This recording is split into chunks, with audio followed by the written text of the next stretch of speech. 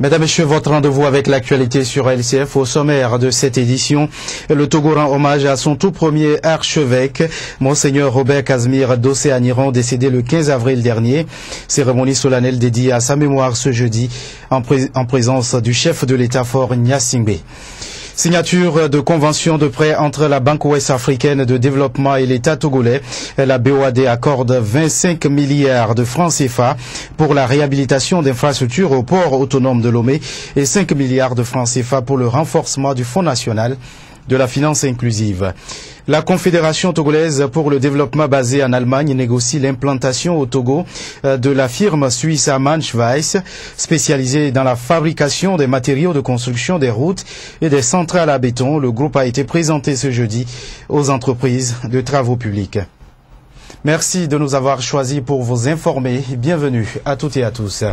Le Togo est en deuil. Le pays pleure la disparition de son tout premier archevêque, Monseigneur Robert Casimir d'Océaniron, a été rappelé à Dieu le 15 avril dernier. Un grand homme s'en est allé et c'est tout le peuple togolais qui salue sa mémoire. Un hommage national a été rendu ce jeudi à l'archevêque émérite de Lomé. Cérémonie solennelle présidée par le chef de l'État togolais, Faure Essouzimna Gnassingbé. Reportage Mathieu Gaye. Hommage national empreint de solennité de recueillement autour de la dépouille mortelle du premier archevêque togolais. Ici, le premier citoyen du pays entouré de ses ministres, à environ 5 mètres, toute l'écurie du catholicisme romain togolais présent et les corps diplomatiques pour rendre un hommage national digne et mérité à Casimir d'Océaniron.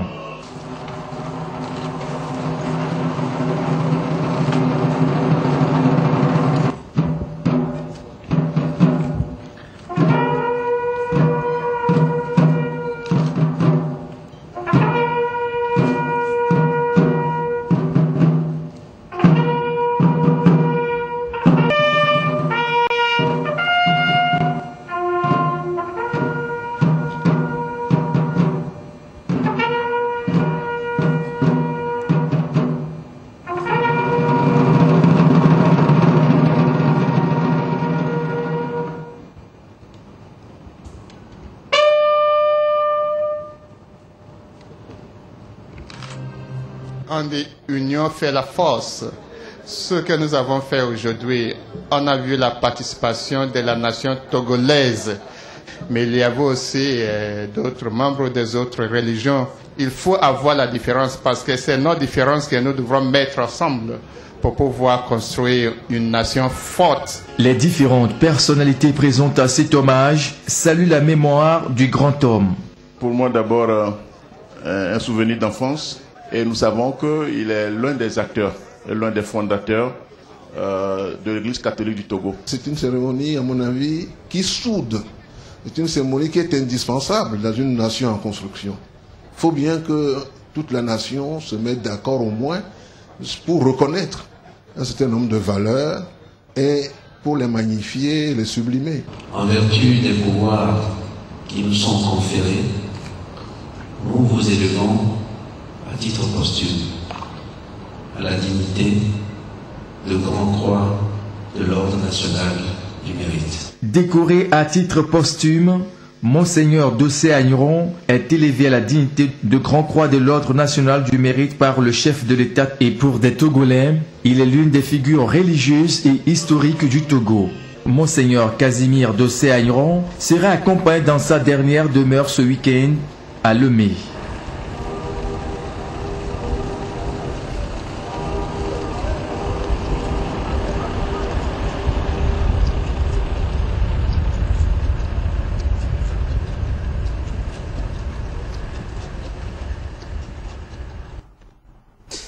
L'actualité sur tout un autre plan, la voirie interne du port autonome de Lomé va bientôt faire peau neuve. Le projet de réhabilitation de ces infrastructures va être réalisé grâce à un prêt que la Banque ouest-africaine de développement vient d'accorder à ce maillon essentiel de l'économie togolaise. Un prêt d'un montant de 25 milliards de francs CFA. Des précisions avec Ashta Madjom. Le port autonome de Lomé reste le seul port en eau profonde de la côte ouest-africaine pouvant accueillir des navires de 3e génération. Jouissant d'un tel statut, il se veut aujourd'hui un port plus moderne. Il vient à cet effet de bénéficier d'un contrat de prêt de la Banque ouest-africaine de développement estimé à 25 milliards de francs CFA. Un projet qui contribuera à l'amélioration de la compétitivité du port de Lomé. Le projet contribuera ainsi à l'amélioration de la compétitivité du port de Lomé à travers l'amélioration du niveau de service offert aux usagers, la fluidité de la circulation des biens et des personnes en décongestionnant les voies de circulation et de stockage, la sûreté et la sécurité portière et l'alimentation en eau potable et en électricité. Un contrat de plus qui vient renforcer les liens entre la BOAD et le port de Lomé, lui permettant ainsi de remplir son rôle. Le contrat de prêt que nous venons de signer n'est pas un acte isolé dans les relations entre la BOAD et le port autonome de Lomé. À travers ce financement, le port autonome de Lomé est rassuré de pouvoir être l'outil de développement économique national et servir d'instrument d'intégration économique régionale comme trait d'union entre les nations de la sous-région ouest-africaine. Le dit projet constitue la 4e intervention de la BOAD au profit du port de Lomé sur un coût total de 43 milliards de francs CFA. La question liée à l'entretien des infrastructures reste une priorité de la banque. Elle invite le directeur général du port à mettre en œuvre le volet du projet portant sur le renforcement des capacités du personnel en charge de l'entretien et de la maintenance des infrastructures et équipements portuaires. Après le port autonome de Lomé, l'autre bénéficiaire de prêt à la BOAD, c'est le Fonds national de la finance inclusive. Le FNFI obtient une enveloppe de 5 milliards de francs CFA pour renforcer ses capacités financières.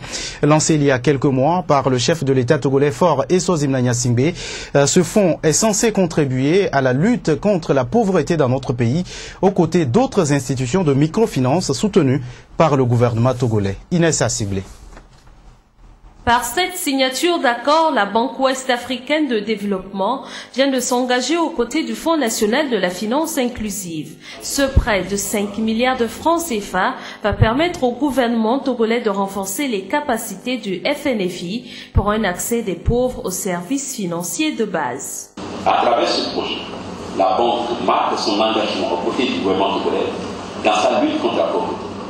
Le prêt de 5 milliards de francs CFA consenti porte à 55 milliards de francs CFA ses interventions dans le domaine du développement rural et des projets sociaux.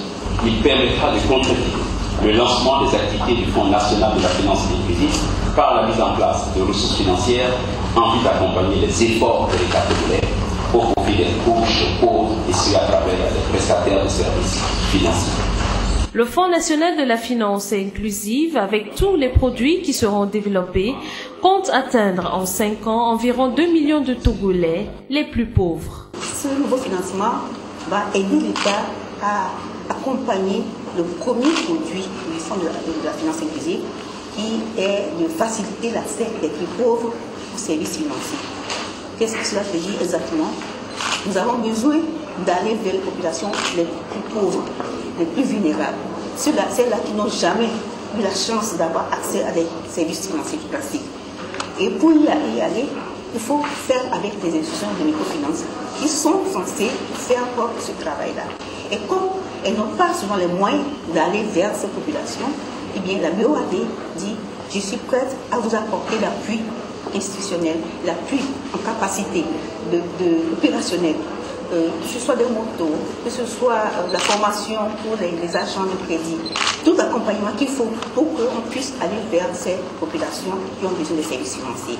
18 prestataires de services financiers chargés de la mise en œuvre du premier produit du fonds, accès des pauvres aux services financiers, ont pu ensuite bénéficier de matériel roulant et informatique d'une valeur de 245 millions de francs CFA, une aide qu'offre le gouvernement pour améliorer les capacités de fonctionnement de ces institutions.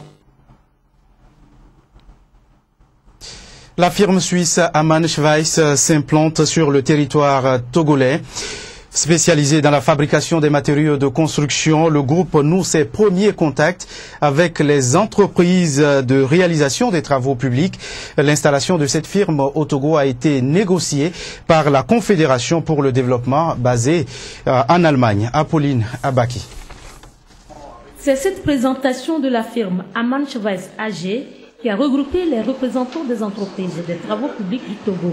Spécialisée dans la fabrication des machines de construction de routes, d'enrobés et de centrales de béton, la firme Aman Chevez AG est en passe d'être implantée au Togo. Une implantation qui va permettre d'accompagner la politique des grands travaux lancée par les autorités togolaises. Et c'est sous l'initiative de l'ONG Confédération Togolaise pour le Développement, une manière pour cette diaspora togolaise basée en Allemagne de contribuer au développement des infrastructures routières. La diaspora togolaise dans son ensemble joue un rôle capital en termes de l'économie par rapport à sa contribution. Il se trouve que la diaspora contribue. La dernière fois, il y a une assise de la diaspora au niveau de Daouba, on nous parlait de 187 milliards de francs CFA par an. Sinon, en l'an 2013, on a récolté plus de 187 milliards.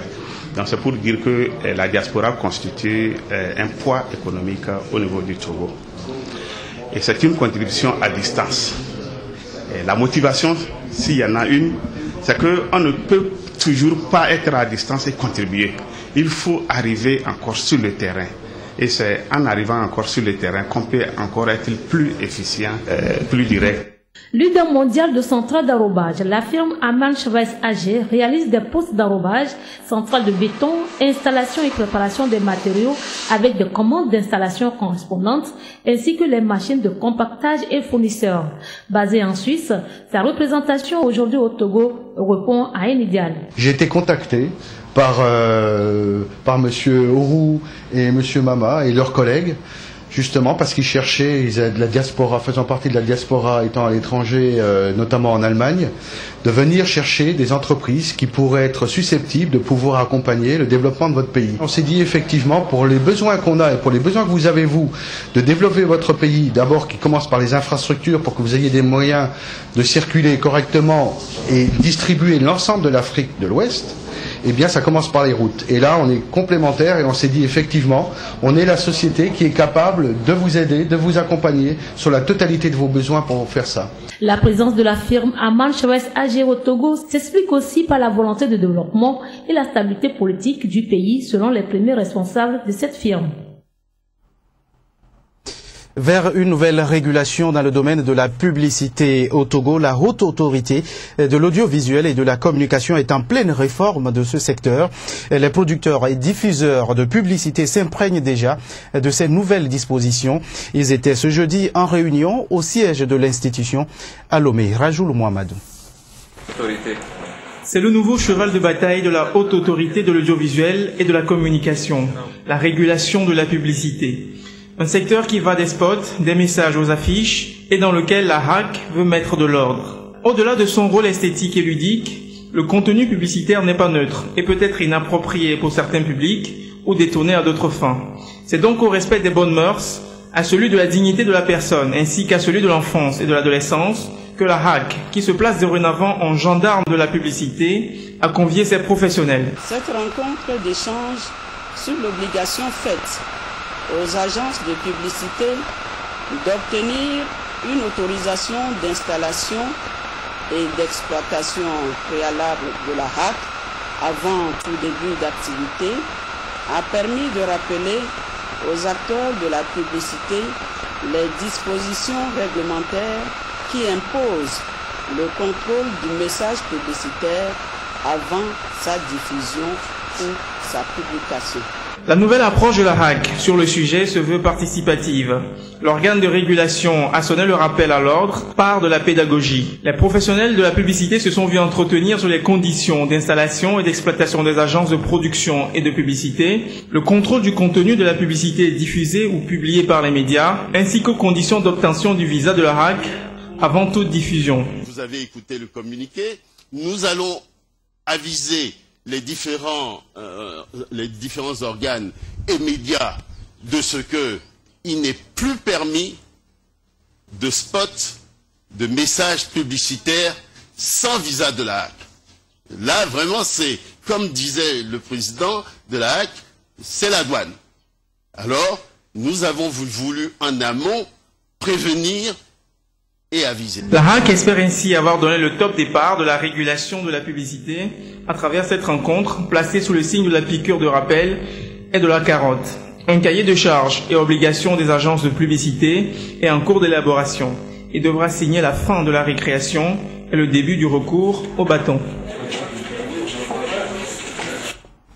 Les activités marquant la célébration de la 11e semaine mondiale de l'éducation pour tous ont été officiellement lancées mercredi au Togo. Cette année, la communauté internationale plaide pour une éducation inclusive des handicapés, d'où le thème éducation et handicap. Mathieu Gaye. Parmi ces tout petits, on dénote environ 315 750 d'entre eux se trouvant en situation de handicap au Togo. Que cela soit une déficience physique, auditive, visuelle ou autre, ils sont confrontés à un problème majeur qui est l'éducation. L'éducation qui est le soubassement de toute évolution d'un être humain. Ainsi, pour renverser la vapeur, les décideurs du monde éducatif ont axé les activités marquant la célébration de la 11e semaine mondiale d'action pour l'éducation pour tous, lancée le mercredi sur les enfants handicapés. Universellement, nous avons opté que cette année, nous allons sensibiliser tout le monde entier, tous les partenaires, tous les élèves, tous les parents d'élèves, les gouvernants et la société civile sur le fait que nous avons dans notre société une frange de jeunes qui ne bénéficient pas des atouts et des apports de tous les ordres pour que eux aussi ils puissent s'épanouir et participer au développement de nos pays. Selon une enquête réalisée en 2010, à l'échelle mondiale, 15% de la population est en situation de handicap. Et au Togo, des efforts sont en cours pour l'épanouissement de ces derniers à travers l'éducation inclusive. Vous savez très bien les programmes qui sont lourds, vous savez très bien le nombre d'enfants handicapés que nous avons dans le CAS. Donc ce système d'enseignants itinérants expérimenté dans la région des Savanes il y a maintenant 4 ans nous montre des résultats scolaires des enfants handicapés très intéressants. Outre ces avancées, la société est appelée à un changement de comportement envers ces personnes en situation difficile. Le regard de la société doit changer à l'égard des personnes handicapées parce que l'autre handicap c'est ça. Le handicap, notre vrai handicap c'est le regard des autres. Quand ils vont changer leur regard, nous, on n'a plus de handicap. Soulignons que c'était également l'occasion pour les organisateurs d'adresser un document de plaidoyer aux autorités compétentes pour que la ratification en 2011 de la Convention des Nations Unies relative aux droits des personnes handicapées dont l'article 24 porte sur l'éducation soit vraiment mise en application. C'est parti pour le championnat universitaire du Togo durant un mois. 20 écoles, facultés et instituts vont compétir dans différentes disciplines sportives.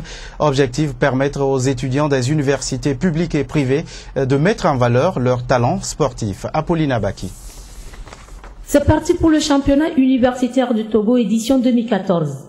20 facultés, écoles et instituts vont compétir durant ce championnat en plusieurs disciplines sportives, notamment en football, en basketball, en volleyball et en taekwondo. La cérémonie d'ouverture s'est déroulée avec ce défilé de toutes les équipes qui vont participer à ce championnat universitaire. Pour les organisateurs, ce rendez-vous sportif permettra aux étudiants de l'Université de Lomé et des universités privées de mettre en valeur leur potentialité sportive. Cette année, la particularité, c'est que nous avons eu 3 nouveaux qui sont parmi nous, dont la CIFOP, le ZIG et puis l'IERIS, qui sont toutes des écoles supérieures.